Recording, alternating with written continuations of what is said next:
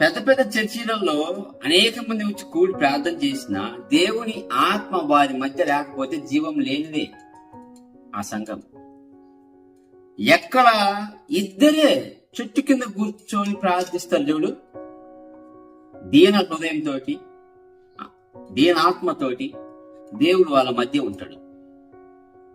ఇది జీవం గల చర్చి.